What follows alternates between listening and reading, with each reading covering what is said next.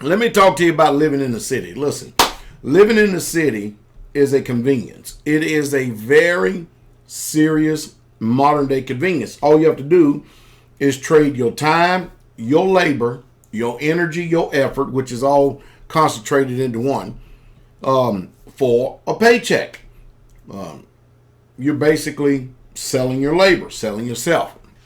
And in doing that, there's benefits to having a home already built for you.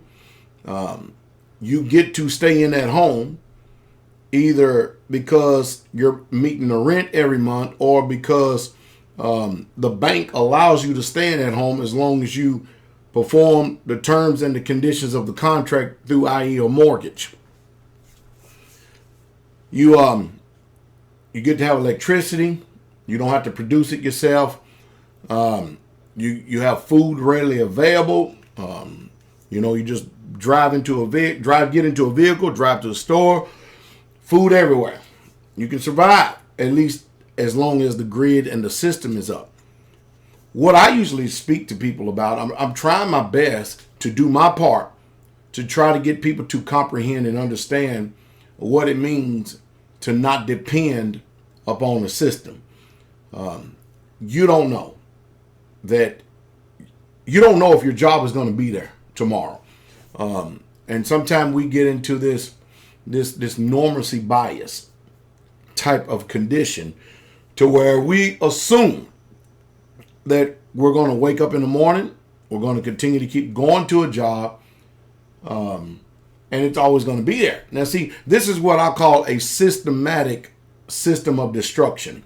They have literally trained us to be subordinate. That's what they've taught. And they have taken away from us, through the system that they already have in place, the ability for you to be able to think differently other than the way that they have programmed you.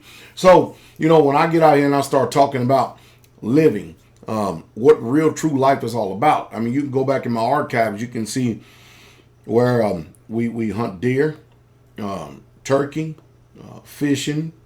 We ain't got too many fishing videos. Need to do some though. And we grow our food, our own food. We have gardens, fruit trees, and I'm trying to let people know that the very things that this world has taught you in what you believe to be important, while they have made you lazy, lethargic, apathetic, complacent, and watch this, 100% totally dependent upon them for your livelihood and living. That if those things was taken away from you, how would you be able to function? Would you be able to sustain yourself? I mean, we really need to start thinking about things like that, because the environment that we live in right now, financially, spiritually, socially, economically, the whole 9 yards, it's not a system that you can just assume it's going to be there. But however, if you had your own little small homestead, or you own a small piece of land, and you had some families joined together in common unity, and you've given everything and you're all to this, and then you had a structure, a little small government set up, to where you've had elders to be able to adjudicate matters and stuff, and everybody agrees to the function of that area. It's kind of like a village or a tribe. That's going to be there. It's going to be entrenched in place, and that's one reason why people, I get everything I get from the Bible. I'm gonna go ahead and tell you that. But what I've learned over the years is that people simply just do not want oversight. They want liberty and freedom to be able to do what they want, and they don't care how much that they injure. They don't care how much they use, how much they abuse, and how much they harm others, just as long as they are on top, just as long as they get a benefit from it.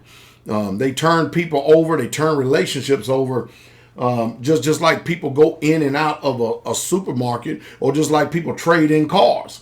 That's the reason why in this society, this monogamous society we live in, you can't trust that that spouse that you made a covenant with is going to keep their end of the deal or the end of the bargain, that they're truly going to be there for the rest of your life. You have a hope. You're hoping that there will be some law that will bind them to their word and that they will be truthful about. But today, people have a nonsensical, non-caring attitude.